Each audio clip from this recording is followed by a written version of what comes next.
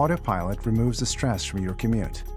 Designed for highway use, Autopilot assists you with the routines of daily driving, whether you're cruising or crawling.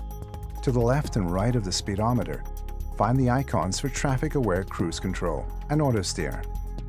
These appear as gray when available and blue when active.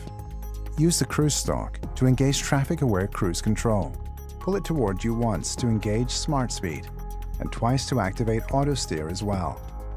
Keeping your hands on the wheel, ease back as traffic-aware cruise control maintains your cruising speed, dynamically adjusting in response to other vehicles. Auto steer will keep to the curve of the road, sensing both the lane boundaries and the surrounding traffic. If you wish to change lanes, check for space and signal as usual. This triggers auto lane change, which will merge you safely into the desired lane. To disengage Autopilot, push the button on the outside of the cruise stalk, push the stalk forward, or press the brake. Auto steer can be deactivated without affecting traffic-aware cruise control by turning the wheel a few degrees. Please remember that these features are meant only for highway use.